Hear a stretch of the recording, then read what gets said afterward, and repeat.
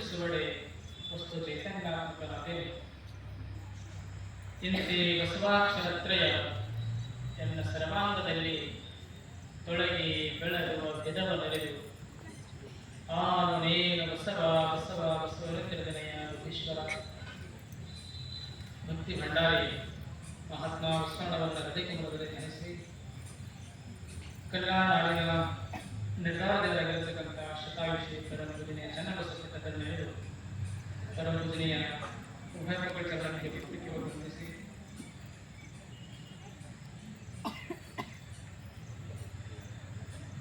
ತಮಿಳು ಭಕ್ತಿಯ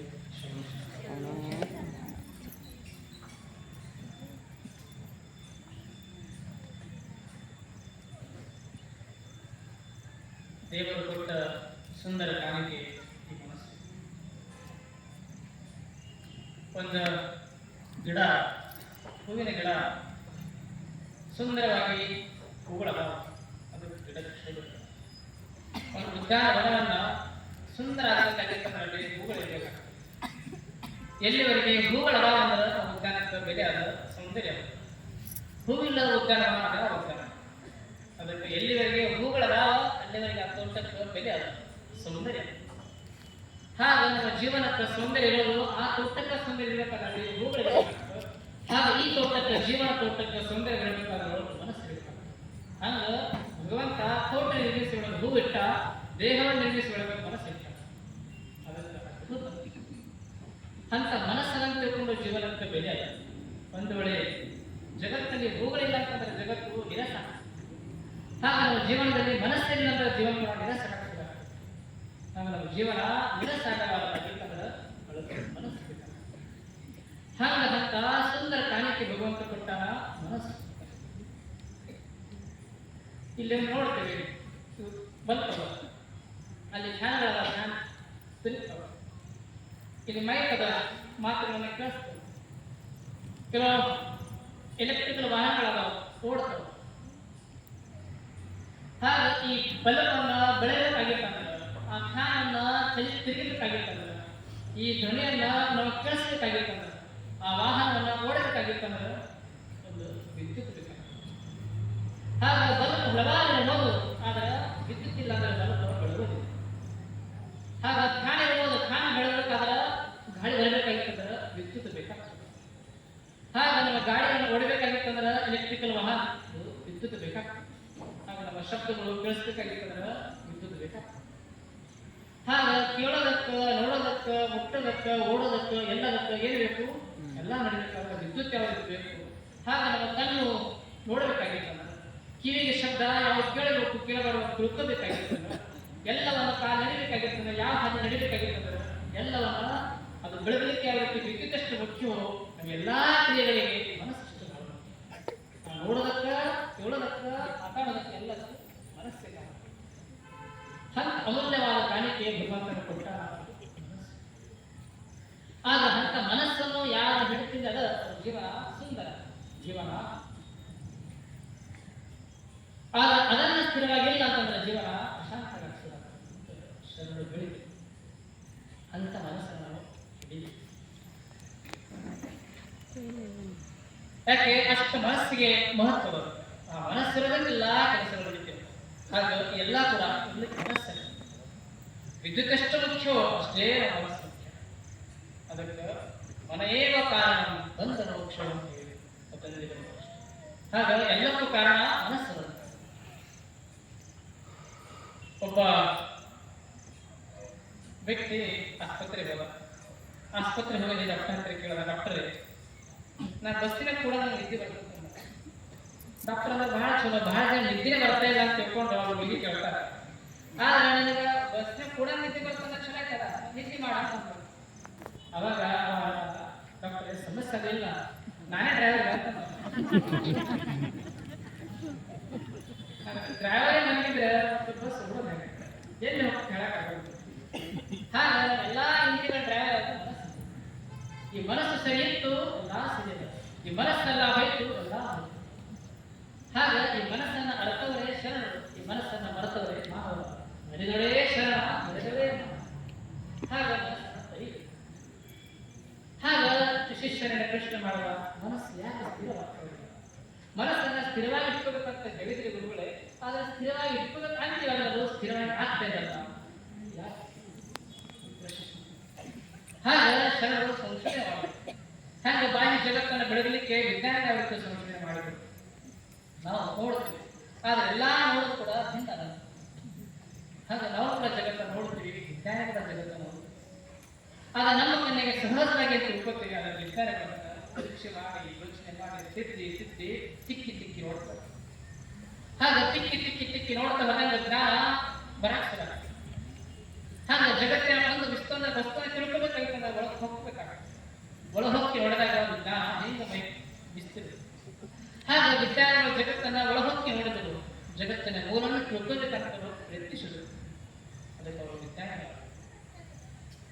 ಹಾಗೊಬ್ಬ ಯುವಕ ಹೀಗೊಂದು ದಿವಸ ಗಡಿಕಾಲ ಕುಂತಿದ್ದ. ಒಂದು ಹಣ್ಣು ಬಿಟ್ಟು ಆ ಹಣ್ಣು ಕೆಳಗೆ ವಿಚಾರ ಮಾಡಿದ, ಹಣ್ಣು ಕೆಳಗೆ ಹಾಕ್ತಿದ್ವಿ. ನಾವೇನು ವಿಚಾರ ಮಾಡ್ತೀವಿ, ಕೆಳಗೆ ಬರ್ತೀವಿ, ಕೆಳಗೆ ಬಿಡ. ಆ ಹುಡುಗ ವಿಚಾರ ಮಾಡಿದ, ಹಣ್ಣು ಮೇಲೆ ಯಾಕೆ ಹೋಗಿರಲಿಲ್ಲ, ಹಣ್ಣು ಎಡಗಡೆ ಯಾಕೆ ಬೀಳಲಿಲ್ಲ, ಅದು ಬಲಗಡೆ ಯಾಕೆ ಬೀಳಿಲ್ಲ, ಕೆಳಗೆ ಯಾಕೆ ಯೋಚನೆ ಮಾಡ. ಆತ ಬುದ್ಧಿಗೆ ಕೆಲಸ ಕೊಟ್ಟ. ಎಲ್ಲರೂ ಕೆಳಗೆ ಮಾಡಿದ, ಹಣ್ಣು ಕೆಳಗೆ ಬಿದ್ದೆ, ಕೆಳಗೆ ಬಿತ್ತು. ಎಲ್ಲರೂ ನಕ್ಕರು. ಮತ್ತೆ ಹಣ್ಣು ಕೆಳಗೆ ಬೀಳಿಲ್ಲ, ಮತ್ತೆ ಹೋಗ್ಬೇಕು, ಮೇಲೆ ಹೋಗ್ಬೇಕು, ಹಣ್ಣು ಕೆಳಗೆ ಬೀಳ್ಬೇಕಂತ ಎಲ್ಲರೂ ನಕ್ಕರು. ಆದ್ರೆ ಜನ ಅಸಹ್ಯ ಪಟ್ಟರು. ಆದ್ರೆ ಅಸಹ್ಯ ಒಳ್ಳೆಯಿಲ್ಲ. ಯಾಕೆ ಅವನಿಗೆ ತಿಳ್ಕೋಬೇಕಾಗಿತ್ತು, ಹಣ್ಣು ಕೆಳಗೆ ಯಾಕೆ ಬಿತ್ತು. ಯಾಕೆ ಅವನಿಗೆ ಪ್ರಶ್ನೆ ಉತ್ತರವಾಗಿ. ಆ ಪ್ರಶ್ನೆಗೆ ಉತ್ತರ ಹುಡುಕಾಡಿದ ವರ್ಷಗಟ್ಟಲೆ ಕಳೆದ. ಎಲ್ಲ ಕಡೆ ತಿರುಗಾಡಿದ. ಪ್ರತಿಯೊಂದು ವಸ್ತು ಕೆಳಗೆ ಯಾಕೆ ಬೀಳ್ತಿತ್ತು, ಹಾಗೆ ಅಂತ ಅದ್ಭುತ ಅಂತ ಕೊನೆಗೆ ವಿಚಾರ ಮಾಡಿ ಜಗತ್ತನ್ನು ತಿರುಗಾಡ. ಕೊನೆಗೆ ಅವನಿಗೆ ಯಾಕೆ ಹಣ್ಣು ಕೆಳಗೆ ಬೀಳ್ತಾವ, ಪ್ರತಿಯೊಂದು ವಸ್ತು ಜಗತ್ತು ಏನಾದ್ರೂ ಕೆಳಗೆ ಯಾಕೆ ಬೀಳ್ತು ಅಂತ ಅವನಿಗೆ ಗೊತ್ತಾಯ್ತು. ಏನ್ ಕಂಡು ಹೇಳ್ದ, ಇಷ್ಟೆಲ್ಲ ಹಣ್ಣು ಕೆಳಗೆ ಬೀಳಲಿಕ್ಕೆ ಒಂದು ಜಗತ್ತಿನಲ್ಲಿ ಅದ್ಭುತ ಶಕ್ತಿ ಅದ. ಯಾವಂದ್ರೆ ಗುರುತ್ವಾಕರ್ಷಣ ಶಕ್ತಿ ಅದ. ಆ ಗುರುತ್ವಾಕರ್ಷಣ ಶಕ್ತಿ ಅದನ್ನು ತಿಳ್ಕೊಂಡೆ ಹಣ್ಣು ಕೆಳಗೆ ಬೀಳ್ತು. ಹಾಗ ನಾವು ನೋಡೋದಕ್ಕ, ಕೇಳೋದಕ್ಕ, ನಡೆಯೋದಕ್ಕ, ಮಾತಾಡೋದಕ್ಕ, ಎಲ್ಲಾ ನಮ್ಮ ಕೆಲಸಗಳು ನಡಲಿಕ್ಕೆ ಒಂದೇ ಒಂದು ಕಾರಣ ಗುರುತ್ವಾಕರ್ಷಣ ಶಕ್ತಿ. ಗುರುತ್ವಾಕರ್ಷಣ ಶಕ್ತಿ ಇಲ್ಲ, ಏನೂ ಜಗತ್ತಿನ ನಡೆಯಬೇಕು. ಪ್ರತಿಯೊಂದು ವಾಹನ ಹೊಡಬೇಕಾದ್ರೆ ಗುರುತ್ವಾಕರ್ಷಣ, ವಿಮಾನ ಹಾರಾಟ ಆಗಬೇಕಾದ್ರೆ ಗುರುತ್ವಾಕರ್ಷಣ, ಒಬ್ಬರ ಮಾತನ್ನು ಕೇಳಿಸಬೇಕಾಗಿದ್ದು ಕೂಡ ಗುರುತ್ವಾಕರ್ಷಣ. ಹಾಗ ಜಗತ್ತು ನಿಂತಿದ್ದೇ ಗುರುತ್ವಾಕರ್ಷಣ. ಇಷ್ಟುಗಳ ನಿಂತಾವ ಒಂದುಗಳ ಬೀಳುತ್ತಲ್ಲ ಸಹಜವಾಗಿ, ಕಾರಣ ಗುರುತ್ವಾಕರ್ಷಣ. ಹಾಗ ಪ್ರತಿಯೊಂದು ಜಗತ್ತನ್ನ ಇಷ್ಟೆಲ್ಲ ಸುವ್ಯವಸ್ಥಿತವಾಗಿ ನಡಲಿಕ್ಕೆ ಅದ್ಭುತವಾದ ಶಕ್ತಿ ಈ ಜಗತ್ತಿನ ಯಾವುದು, ಗುರುತ್ವಾಕರ್ಷಣ ಶಕ್ತಿ ಅಂತ ವಿಜ್ಞಾನಿ ಕಂಡುಹಿಡಿದ. ಏನಂತಂದ್ರೆ ಈ ಜಗತ್ತಿಗೆ ಒಂದು ಶಕ್ತಿಯಾದ ಗುರುತ್ವಾಕರ್ಷಣ. ಹಾಗ ವಿಜ್ಞಾನಿ ಅವರಿಗೆ ಹೊರ ಪ್ರಶ್ನೆ ಬಿತ್ತು. ಆ ಪ್ರಶ್ನೆಯನ್ನು ಸಂಶೋಧನೆ ಮಾಡಲಿಕ್ಕೆ ಆತ ಒಳಗೊತ್ತಿ ನೋಡಿದ. ಅವಾಗ ಜಗತ್ತು ಅನ್ನೋದು ಜ್ಞಾನ ಪ್ರತಿಷ್ಠಿತು. ಹಾಗ ಯಾವುದನ್ನ ತಿಳ್ಕೋಬೇಕಂತ ಹೊರಡ್ತೀವಿ, ಒಳಗೊತ್ತಿ ನೋಡಿದಾಗ ಜ್ಞಾನ ಬರಸ್ತದೆ. ಹಾಗ ಶರಣ ಕೂಡ ಪ್ರಶ್ನೆ ಬಿತ್ತು, ನಮ್ಮ ಮನುಷ್ಯನಿಗೆ ದುಃಖ ಯಾಕೆ, ಈ ದುಃಖವನ್ನ ತಿಳ್ಕೋ ಸಲುವಾಗಿ, ಈ ದುಃಖದ ಕಾರಣವನ್ನು ಹುಡುಕ್ತದೆ. ಏನು ಶರಣರು ನೋಡು, ನಾವು ಸಹಜವಾಗಿ ಬದುಕ್ತೇವೆ. ನಮ್ಮನ್ನು ಕೂಡ ವಿಜ್ಞಾನಿಗಳು ಮಾಡಿದರು, ಹಾಗೆ ನಮ್ಮನ್ನು ಕೂಡ ಸಂತರು ಶರಣರು ಜಗತ್ತಿನಲ್ಲಿ ಬಾಳಿದರು. ಆದ್ರೆ ವಿಜ್ಞಾನಿಗಳು ಯಾವ ರೀತಿಯಿಂದ ಪ್ರಶ್ನೆಗಳು ಬೀಳ್ತಿದ್ದು, ಹಾಗೆ ಸಂತರಿಗೆ ಕೂಡ ಪ್ರಶ್ನೆ ಬಿತ್ತು, ಶರಣರ ಪ್ರಶ್ನೆ ಬಿತ್ತು. ಈ ಮನಸ್ಸಿಗೆ ಯಾಕೆ ಬೇಡ, ಈ ಮನಸ್ಸು ಸ್ಥಿರವಾಗಿ ಆಗಿಲ್ಲ, ಮನಸ್ಸು ಸ್ಥಿರವಾಗಿ ಇರಲಿಕ್ಕೆ ಏನೋ ಕಾರಣ ಯೋಚನೆ. ದುಃಖ ಕಾರಣ ಜೀವನ ಶಾಂತಗೊಳಿಸುತ್ತೆ, ಜೀವನ ಶ್ರೀಮಂತಗೊಳಿಸ್ಬೇಕಂತ ವಿಜ್ಞಾನ ಹೊರಟರು, ಜೀವನ ಸುಂದರಗೊಳಿಸಬೇಕು, ಶಾಂತಗೊಳಿಸ್ಬೇಕಂತ ತತ್ವಜ್ಞಾನಿ ಸಂತರು ಶರಣರು ಅವರು ಒಳಹೊಕ್ಕಿ ನೋಡಿದರು. ಯಾಕೆ ಅವರು ಚಿಂತನೆ ಮಾಡಿದ್ರು. ಯಾಕೆ ಯಾರಿಗೆ ಅದೇ ಕಾರಣ ಸದಾತ್ಮದ ಅವಾಗ ಉತ್ತರ ಬರಬೇಕು. ಹಾಗ ಪ್ರಶ್ನೆ ಬಿದ್ದು ಶರಣರಿಗೆ ದುಃಖ ಯಾಕದ, ಈ ದುಃಖಕ್ಕೆ ಕಾರಣ ಈ ಮನಸ್ಸು. ಈ ಮನಸ್ಸು ಯಾಕೆ ಸ್ಥಿರವಾಗಿ ಆಗ್ತಾ ಇಲ್ಲ, ಏನು ಕಾರಣ?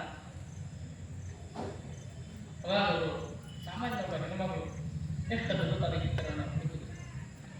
ಹಾಗೆ ಅದೇ ದುಃಖವನ್ನು ನಿವಾರಣೆ ಮಾಡೋ ಸಲುವಾಗಿ ಬರೀ ನನಗೆ ದುಃಖ ಅಲ್ಲ, ತಂದೆಗೆ ದುಃಖ ಅಲ್ಲ, ನಮ್ಮ ಜಗತ್ತಿನಂತ ಪ್ರತಿಯೊಬ್ಬ ವ್ಯಕ್ತಿಗೆ ದುಃಖದ, ಈ ದುಃಖವನ್ನು ನಿರ್ಮೂಲನೆಗೊಳಿಸಬೇಕಂತ ಹೇಳ್ಕೊಂಡು ಸಿದ್ಧಾರ್ಥ ಅರಮನೆ ಬಿಟ್ಟು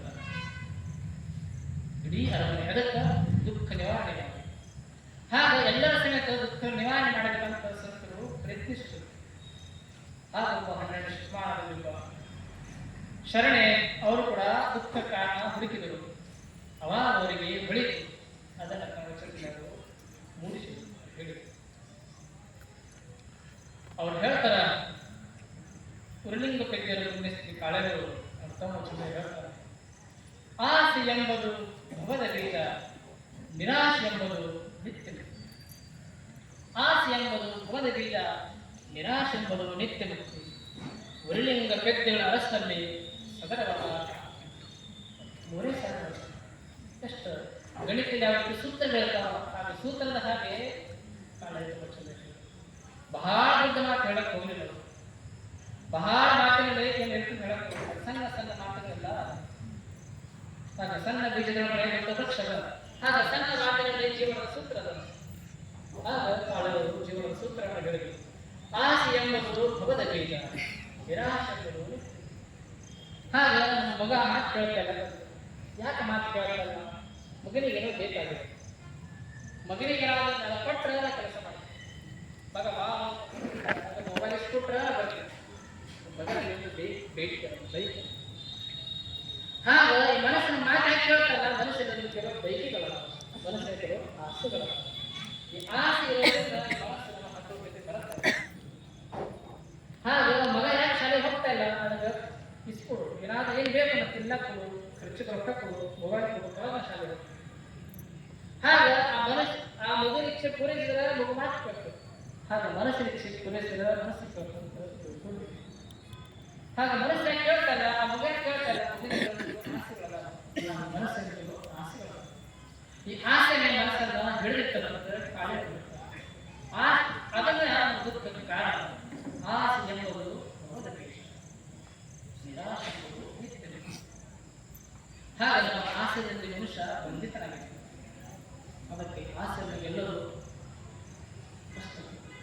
ಅದಕ್ಕೆ ಸಂತರ ಸಮೇತ ಗಾಳಿಗಳು. ಆದ್ರೆ ಎಲ್ಲ ಇದರ ಅರ್ಥ ಬೇಡ ಅಂತಲ್ಲ, ಎಲ್ಲ ಇರಬೇಕು.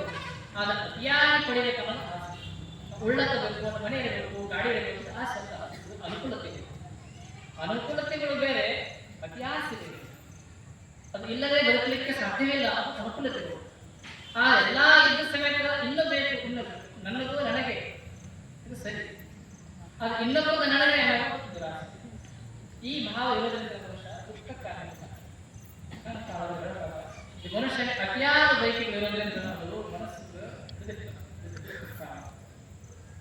ಅದಕ್ಕೆಲ್ಲ ಭಗವಂತ ಕೊಟ್ಟಾನ. ಅದಕ್ಕೆ ನಾವು ಬೇಕು ಬೇಕು ಬೇಕಂತ ಬೇಕು ಬೇಕೆನ್ನದೇ ಬಡತನ, ಸಾಕ ಸಾಕನ್ನೋದೇ ಸಿರಿತನ. ಹಾಗೆ ಆಸೆಯನ್ನು ಆಸೆಯ ಕೊನೆಯ ಅರಿದಾದ ಎಷ್ಟು ಶರಣ ತಪ್ಪಿಸಬೇಕು. ಹಾಗೆ ಆಸೆಯನ್ನು ಗೆಲ್ಲಬೇಕು ಮನುಷ್ಯ. ಹಾಗೆ ಭಗವಂತ ಎಲ್ಲವನ್ನು ಕೊಟ್ಟ. ಈ ಜಗತ್ತೆಲ್ಲ ಭಗವಂತನ ಪ್ರಸನ್ನಂತ ಭವಿಷ್ಯ ಬದುಕು ನಮ್ಮ ಜೀವನ ಸರಳಾಗ್ತದೆ. ಆಗ ಅದನ್ನು ಬಿಟ್ಟು ಅದಿಲ್ಲ ಇದೆಲ್ಲ ಕೊರತೆ ಮಾಡಿದ ಜೀವನ ದುಃಖ. ಒಂದು ದಿವಸ ಭಗವಂತ ಹಾಗೆ ಹೊಲದಲ್ಲಿ ಎಲ್ಲಾ ತರದ ಬೆಳೆಯನ್ನು ಬಿತ್ತಿರ್ತದೆ. ಬಿತ್ತಿದ ಬೆಳೆಯನ್ನು ನೋಡಬೇಕಾಗಿರ್ತದೆ. ಎಲ್ಲಾ ಕೆಲಸದಲ್ಲಿ ತೊಡಗಿರ್ತದೆ. ವ್ಯಾಪಾರ ನೌಕರಿ. ಆದ್ರೆ ಅನಿಸ್ತದೆ ಹೊಲದಲ್ಲಿ ಬೆಳೆಗಳು ಹೇಗಾಗ ನೋಡಿ ಬೆಳೆಬೇಕು. ಯಾವಾಗ ಒಮ್ಮೆ ಹೋಗಿ ಹೊಲ ಕಡೆ ಹೋಗಿ ಬೆಳೆ ನೋಡಿಬೇಕು. ಹಾಗೆ ಭಗವಂತ ಅನಿಸ್ತು, ಇದು ನಮ್ಮ ಜಗತ್ತನ್ನೋದೊಂದು ತೋಟ ಭೂಮಿ, ಇಲ್ಲೆಲ್ಲಾ ಬೆಳೆಗಳಾದ ಇದನ್ನು ಬೆಳೆ ನೋಡಿ ಬೆಳೆಬೇಕಂತ ದೇವರ ಮನಸ್ಸು. ಹಾಗೆ ಯಾವಾಗ ಮಕ್ಕಳಿಗೆ ಶಾಲೆಗೆ ಇಟ್ಟಿರ್ತೀರಿ, ತಿಂಗಳಿಗೊಮ್ಮೆ ಪಾಲಕರು ಬಿಟ್ಟಿರ್ತಾರೆ, ನೋಡಿ ಬರ್ತೀವಿ ಮಕ್ಕಳು ಹೇಗೆ ಅಭ್ಯಾಸ ಮಾಡ್ತಾರೆ, ನಮ್ಮ ಮಕ್ಕಳು ಹೇಗಾಗ. ಹಾಗೆ ಭಗವಂತನಿಗೆ ಅನಿಸ್ತು, ನಮ್ಮ ಮಕ್ಕಳು ಹೇಗಾದಾಗ ನೋಡಿ ಬೆಳೆಬೇಕಂತ. ಎಲ್ಲಾ ಜೀವಿಗಳು ಭಗವಂತನ ಮಕ್ಕಳು. ಹಾಗೆ ಭಗವಂತನಿಗೆ ಬಹಳಷ್ಟು ಕೆಲಸ. ನಮಗೆಲ್ಲ ಮನೆ ಕೆಲಸ, ಪ್ರವಚನ ಬರಬೇಕಾದ್ರೆ ಎಲ್ಲ ಕಸ ಗುಡಿಸಿ ಒರೆಸಿ ಹಾಗೆಲ್ಲ ಮಾಡಿ ಎಲ್ಲ ಸ್ವಚ್ಛಿಟ್ಟು ಬರಬೇಕಾದ್ರೆ ಸುತ್ತಾಡ ಪ್ರಾರ್ಥನೆ ಮುಗಟ್ಟಿಗೆ ಹಣ ಮುಗಟ್ಟಿಗೆ ಎಲ್ಲ ಬರ್ತಿರ್ತಾರೆ. ಆದ್ರೆ ಅವ್ರಿಗೆ ಇಚ್ಛೆ ಅದ. ಆದರೆ ಕೆಲಸ ಇರೋದ್ರಿಂದ ಸ್ವಲ್ಪ ಬರಕ್ಕೆ ಗಾಳಿ. ಹಾಗೆ ನಮಗೆ ಸಣ್ಣ ಕೊಟ್ಟ ಕೆಲಸ ಇರುವಾಗ ಬರಕ್ಕೆ ಬೇಕಾಗುವುದಿಲ್ಲ. ಆದ್ರೆ ಎಲ್ಲವನ್ನು ಬಿಟ್ಟು ಬರ್ತಿರುತ್ತೆ ದೊಡ್ಡತನ. ಹಾಗೆ ಭಗವಂತನಿಗೆ ಜಗತ್ತಿನ ಕೆಲಸ. ಆದ್ರೆ ಭಗವಂತ ಕಾಣಿಸ್ತು, ನಾನು ನನ್ನ ಜಗತ್ತು ನೋಡ್ಬೇಕು. ಅದು ಅವನಿಗೆ ಕೂಡ ಬರಾ ಕೆಲಸಗಳು, ಎಲ್ಲಾ ಕೆಲಸವನ್ನ ಬಿಟ್ಟು ಬರಬೇಕಂತನ ದಿನ ಅಂತ ನನಗೆ ಆಗಲಿಲ್ಲ. ನಾಳೆ ಹೋಗೋಣ ಮತ್ತೆ ನಾಳೆ ಹೋಗೋಣ. ದಿನ ಕೆಲಸಗಳು ಆದ್ರೆ ಬರಬೇಕಂತ ಇಚ್ಛೆ ಬರೇ. ಆದ್ರೆ ಒಂದು ದಿವಸ ಭಗವಂತ ನಿರ್ಣಯ ಮಾಡ ಏನಾಗ್ತದೆ ಇವತ್ತು ಮುಗಿ ಬರಬೇಕು. ಎಲ್ಲ ಎಷ್ಟಕ್ಕನಾಗಲ್ಲ ಮುಗಿಯಬೇಕಂತ ದೇವರ ಇಚ್ಛೆ ಇದೆ. ಅದರ ಎಲ್ಲ ಕೆಲಸ ಮುಗಿಯಾದ ತರ ದೇವರ ನಿರ್ಣಯ ಎಷ್ಟೇ ತರ ಕೊನೆಗೆ ರಾತ್ರಿ ಆಯ್ತು, ರಾತ್ರಿ ಆಯ್ತು ಎಲ್ಲ ಕೆಲಸ ಮುಗಿಸಿ ಉಪಸ್ಥಿತ ಮಾಡಿ ಜಗತ್ತು ಬರಬೇಕಾದ್ರೆ ಕತ್ತಲಾಗಿತ್ತು.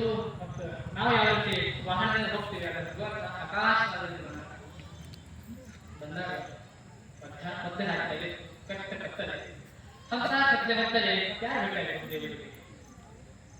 ಕತ್ತಲೆ ಯಾರು ಬೇಕಾಗಿದೆ? ಹೋಗಿ ಹೇಗೆ ಗೊತ್ತಿತ್ತು ಭಗವಂತ ಬರ್ತಾ ಹೋಗಿಗೆ ಬಿಟ್ಟಾಯ್ತು.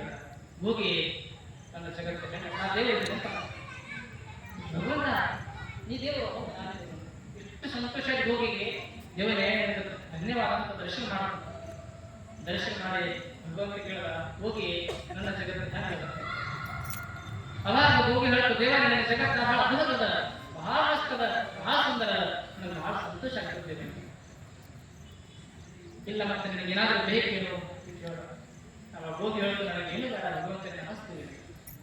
ಇಲ್ಲ ನನಗೆ ಚಲೋ ಕಣ್ಣ ಕೊಡ್ತೀನಿ, ಬೇರೆ ಎಲ್ಲ ಪ್ರಾಣಿ ಪಕ್ಷಿಗಳು ಚಲೋ ಕಣ್ಣ ಕೊಡ್ತೀನಿ, ಹತ್ತಿಗೆ 2 ಕಿಲೋಮೀಟರ್ ಎತ್ತರದಿಂದ ನೋಡುವಂತ ಕಣ್ಣ ಕೊಡ್ತೀನಿ. ಅದು 2 ಕಿಲೋಮೀಟರ್ ದೂರದಿಂದ ನೋಡು, ಹಾಗೆ ಅದಕ್ಕಂತ ಕಣ್ಣ ಕೊಡ್ತೀನಿ. ನಿನಗಂತ ಚಲೋ ಕಣ್ಣ ಕೊಡ್ತೀನಿ, ಹಗಲ ನೋಡುವಂತ ಕೂಡ ಕಣ್ಣ ಕೊಡ್ಲಿಲ್ಲ, ಅದಕ್ಕೆ ಒಳ್ಳೆಯ ಕಣ್ಣ ಕೊಡ್ತೀನಿ. ಅವಾಗ ಔಷಧ ಅಲ್ಲಿ ಕೊಡ್ತೀನಿ.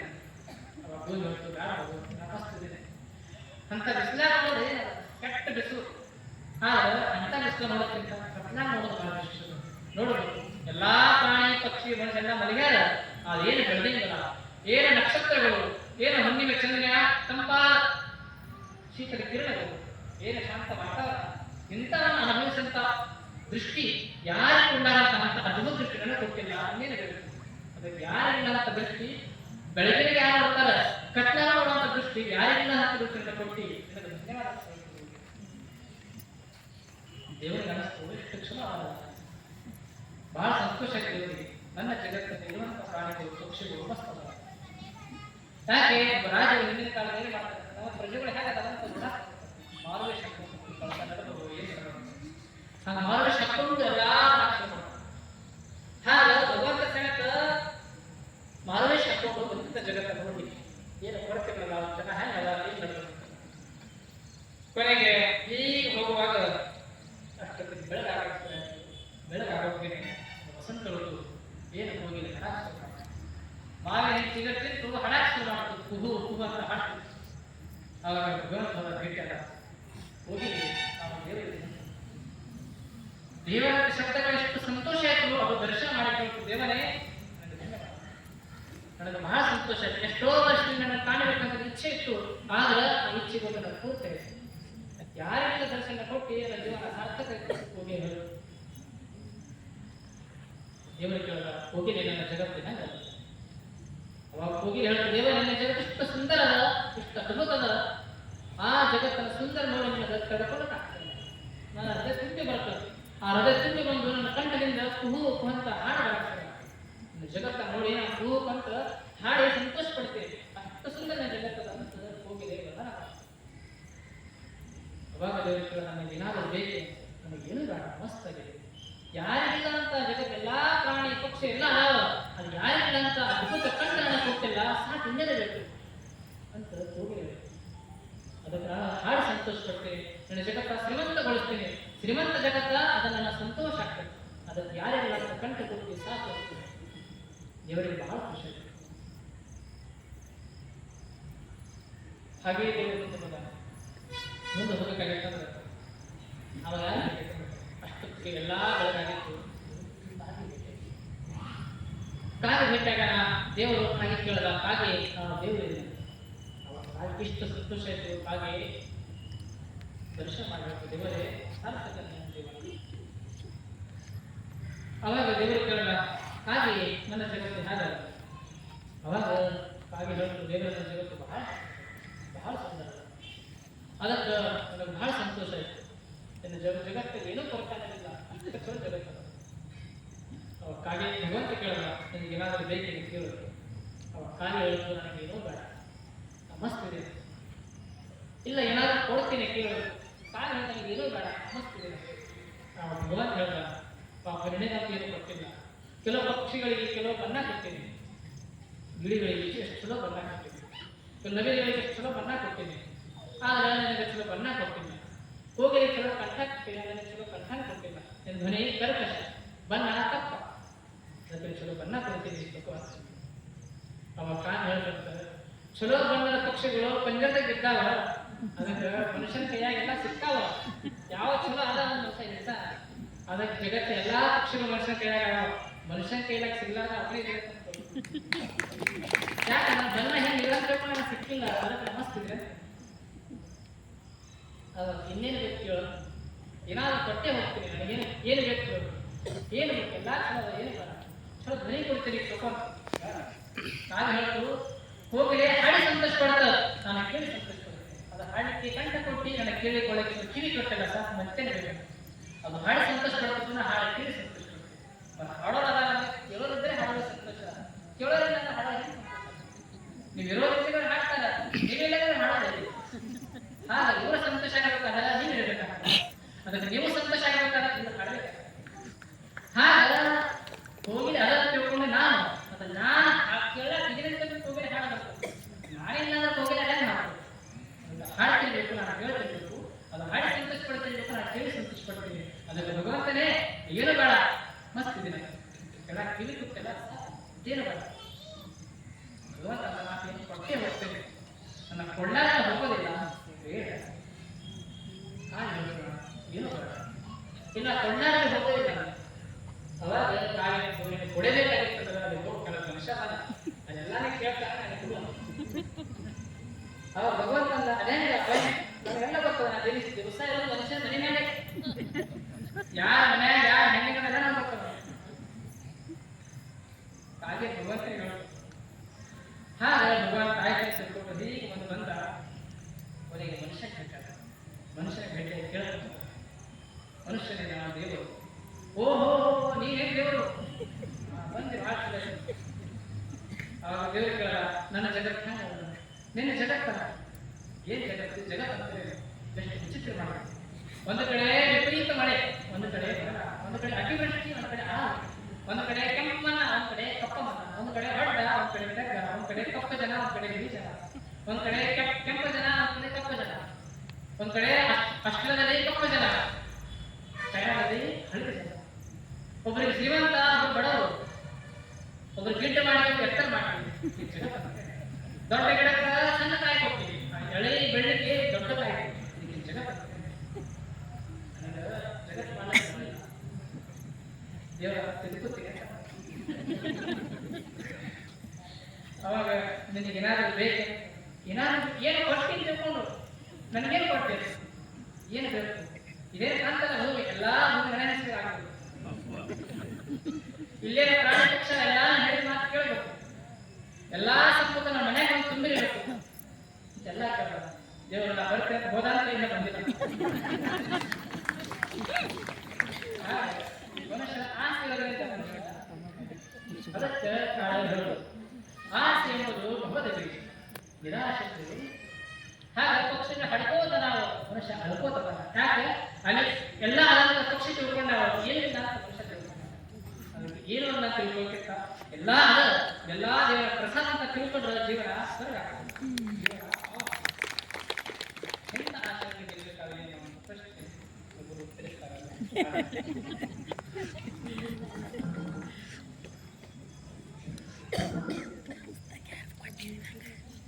ಯಾರು ಕೊಟ್ರು ನಮ್ಮ ಮನೆಯವ್ರಿಗೆ? ಅವ್ರು ಕೊಟ್ಟರು.